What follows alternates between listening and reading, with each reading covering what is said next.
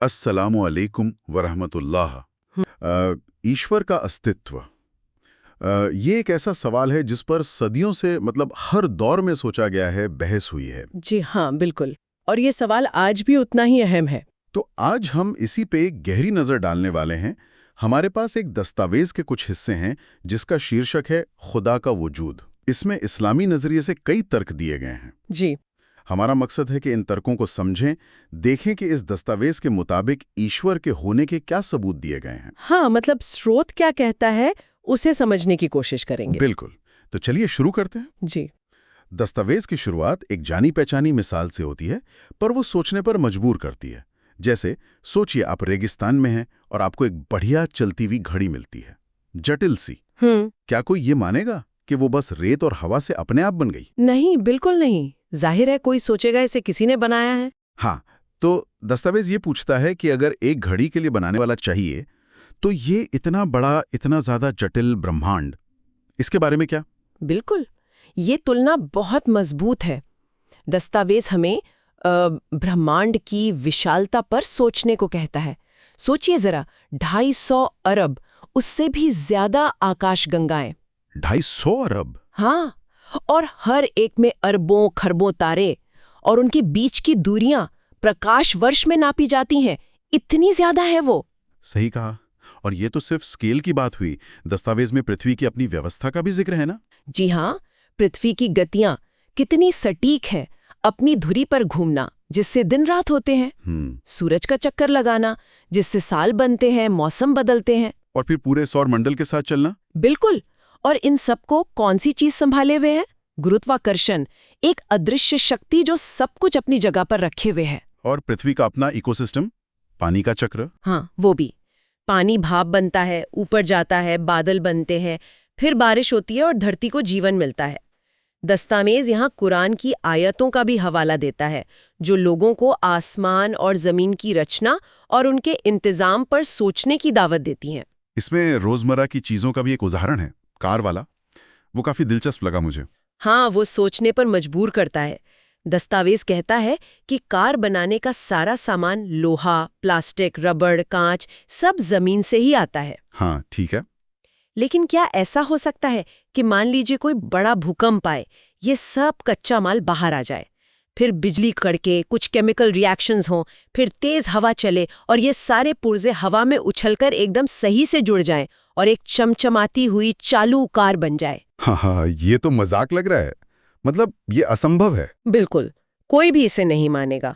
तो दस्तावेज का तर्क यही है कि अगर हमारी अक्ल एक कार जैसी अपेक्षाकृत सरल चीज के खुद ब खुद बनने को नहीं मानती, तो फिर ये इतना ज्यादा जटिल ब्रह्मांड ये कैसे मान ले कि बस यूं ही बिना किसी बनाने वाले के आ गया? तो ये जटिलता, ये व्यवस्था एक बनाने वाले की तरफ इशारा करती है। जी, स्रोत के अनुसार ये एक बुद्धिमान निर्माता, एक डिजाइनर का सबूत है। और इसी में एक और बात जोड़ी गई है, गणितीय पैटर्न की। गणितीय पैटर्न मतलब? हाँ, जैसे वो गोल्डन रेशियो सुना होगा आपने, या फाइबोनाची सीक्वेंस। हाँ, सुना है। ये एक खास अनुपात है, करीब 1.618, जो प्रकृति में हर जगह दिखता है। फूलों की पंखुड़ियों में, शंख के डिजाइन में, पेड़ों की शाखाओं में। अच्छा। हाँ, अनानस के छिलके पर, आकाश गंगाओं के घुमावदार आकार में, और यहाँ तक कि हमारे अपने डीएनए में भी। सच में? डीएनए में भी? जी। तो दस्तावेज इशारा करता है कि क्या ये हर जगह पाया जाने वाला गणितीय क्रम ये भी एक गहरे डिजाइन का सबूत नहीं है? ये तो वाकई हैरान करने वाली बात है। ये डिजाइन वाले तर्क को एक और आयाम देता है। पर दस्तावेज सिर्फ जटिलता पर नहीं रुकता, वो फाइन ट्यूनिंग की भी बात करता है। ये क्या चीज है? हाँ, फाइन ट्यूनिंग। और ये तर्क शायद डिजाइन वाले से भी ज्यादा चौंकाने वाला है। अच्छा। फाइन ट्यूनिंग का मतलब है कि ब्रह्मांड के जो बुनियादी नियम हैं और जो स्थिरांक हैं, मतलब कॉन्स्टेंट्स, वो जीवन के लिए इतने सटीक सेट किए गए हैं कि अगर उनमें जरा सा बाल बराबर भी फर्क होता तो जीवन होता ही नहीं। जैसे रेडियो को किसी स्टेशन के लिए ट्यून करते हैं, जरा सा भी हिला तो आवाज गई। बिल्कुल सही, वैसी ही बात है। ब्रह्मांड जीवन के लिए फाइन ट्यून किया गया है। तो किन चीजों के लिए ये ट्यूनिंग है? दस्तावेज 2 मुख्य चीजों पर जोर देता है। पहला, प्रकृति के बुनियादी नियम, जैसे गुरुत्वाकर्षण, विद्युत चुंबकत्व, जो बिजली और मैग्नेटिज्म को कंट्रोल करता है। हाँ, और दो नाभिकीय बल, स्ट्रॉन्ग और वीक न्यूक्लियर फोर्स, जो एटम के न्यूक्लियस को बांधे रखते हैं। ठीक है। स्रोत कहता है कि अगर इनमें जरा सा भी फर्क होता तो सब खत्म। जैसे अगर गुरुत्वाकर्षण थोड़ा कमजोर होता तो पदार्थ इकट्ठा होकर तारे और ग्रह बना ही नहीं पाता। अच्छा। और अगर थोड़ा मजबूत होता तो तारे बनते तो सही, पर इतनी तेजी से जल जाते कि जीवन पनपने का मौका ही नहीं मिलता। और अगर विद्युत चुंबकत्व का क्या? अगर उसकी ताकत जरा सी अलग होती तो परमाणु स्थिर नहीं रहते। इलेक्ट्रॉन या तो नाभिक में गिर जाते या हमेशा के लिए बाहर भाग जाते। मतलब कोई केमिकल बॉन्डिंग नहीं। बिल्कुल, कोई अणु नहीं बनते, पानी नहीं, प्रोटीन नहीं, जीवन का आधार ही खत्म। ये तो वाकई एक बहुत ही नाजुक संतुलन लगता है। और दूसरा पहलू क्या था फाइन ट्यूनिंग का? दूसरा पहलू है भौतिक स्थिरांकों की फाइन ट्यूनिंग। ये वो नंबर है जो कुदरत के नियमों में आते हैं, जैसे गुरुत्वाकर्षण स्थिरांक G या कॉस्मोलॉजिकल स्थिरांक। कॉस्मोलॉजिकल स्थिरांक वो क्या है? वो ब्रह्मांड के फैलने की रफ्तार को प्रभावित करता है।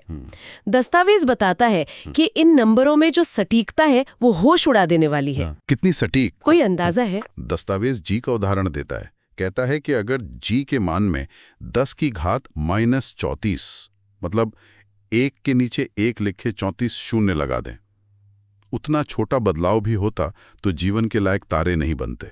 10 की घात -34? जी हैं, ये तो सोच से भी परे है। हाँ, और कॉस्मोलॉजिकल स्थिरांक के लिए तो ये नंबर और भी हैरान करने वाला है। 10 की घात -122। 122?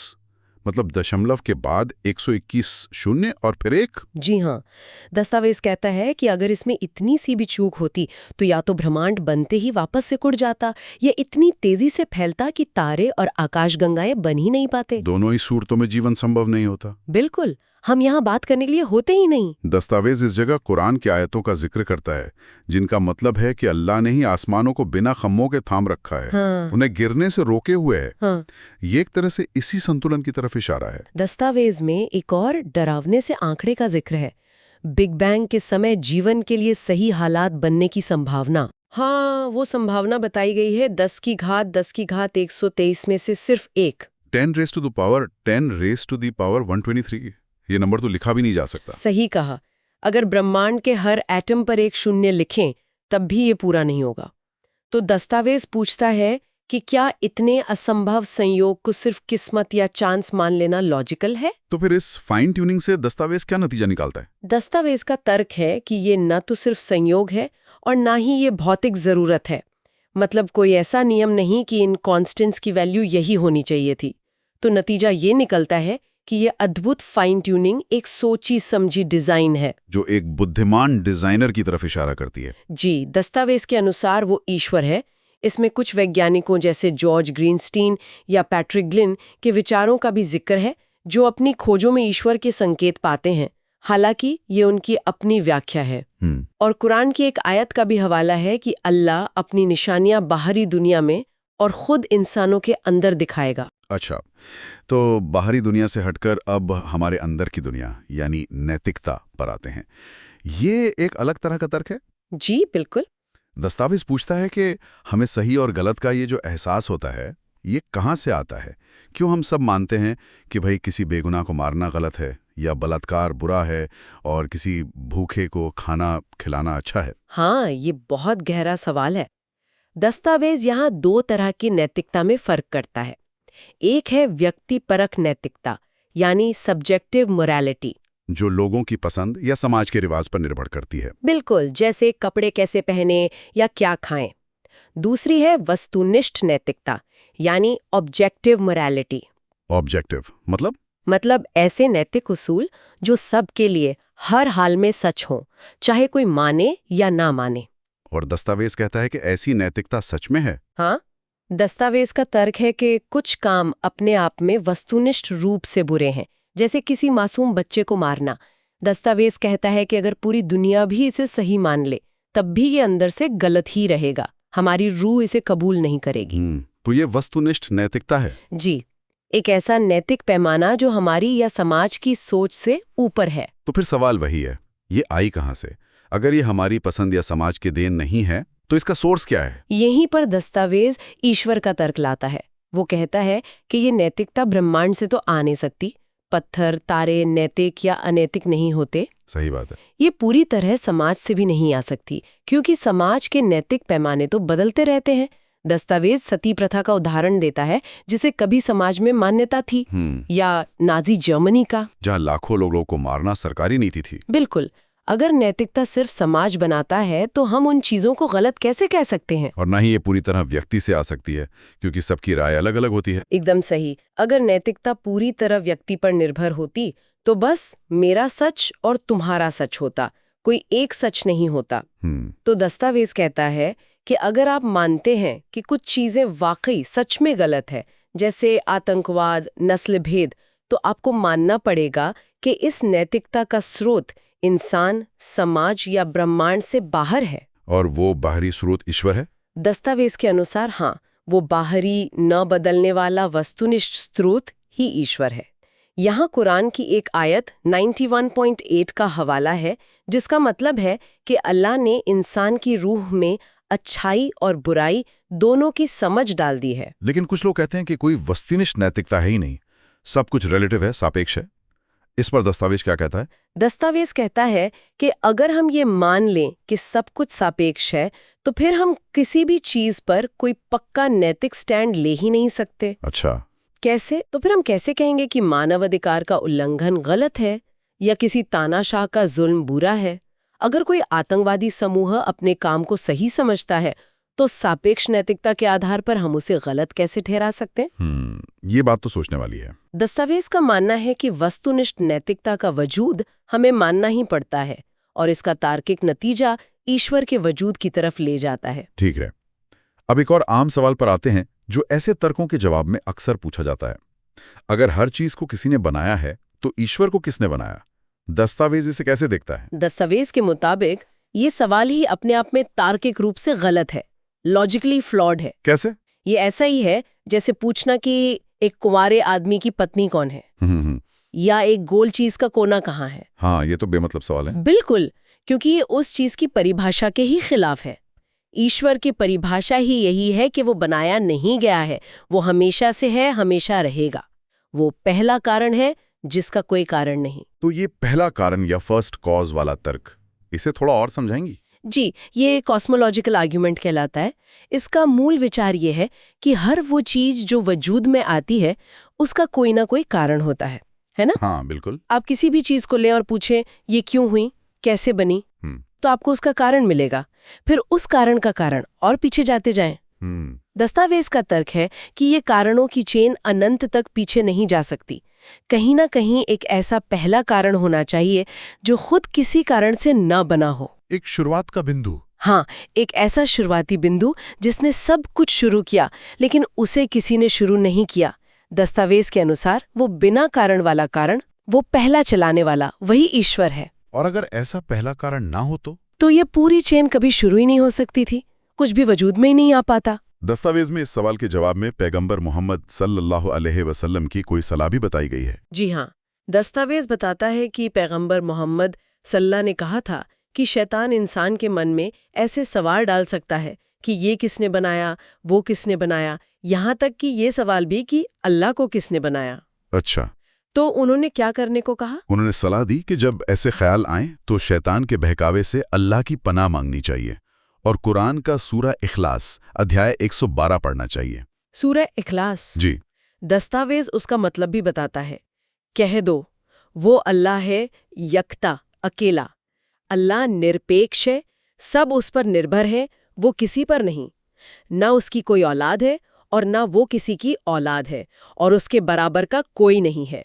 ये आयतें ईश्वर की एकता, उसकी आत्मनिर्भरता और उसके बनाए न जाने पर जोर देती हैं। तो आज हमने खुदा का वजूद दस्तावेज के नजरिए से ईश्वर के अस्तित्व के पक्ष में दिए गए कई अहम तर्कों पर बात की। हमने देखा कि कैसे ब्रह्मांड की जटिलता और डिजाइन एक बनाने वाले की तरफ इशारा करते हैं। जी बिल्कुल। हमने ब्रह्मांड की फाइन ट्यूनिंग पर बात की जो जीवन के लिए जरूरी नाजुक संतुलन दिखाती है। हाँ, वो हैरान करने वाली सटीकता।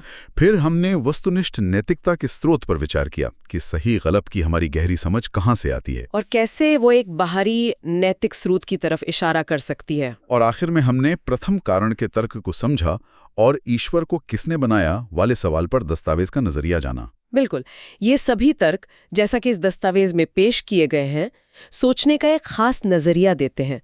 इनका मकसद शायद यही है कि ईश्वर के अस्तित्व की संभावना पर अलग-अलग पहलुओं से विचार करने के लिए उकसाया जाए। ये ब्रह्मांड, जीवन और हमारे अपने वजूद के गहरे सवालों पर गौर करने का एक तरीका है, जैसा कि इस स्रोत में बताया गया है। और जाते जाते एक विचार छोड़ जाते हैं जिसका जिक्र हमने पहले किया था, वो गोल्डन रेशियो या फाइबोनाची सीक्वेंस। हाँ, वो गणितीय पैटर्न जो फूलों से लेके आकाशगंगाओं तक और हमारे डीएनए तक में है। दस्तावेज इसे डिजाइन के सबूत की तरह देखता है, लेकिन क्या इस गहरे छुपे हुए गणितीय क्रम का कोई और मतलब भी हो सकता है? क्या ये बस एक दिलचस्प संयोग है या कुछ और? इस पे सोचा जा सकता है। बिल्कुल, सोचने के लिए एक अच्छा बिंदु है ये।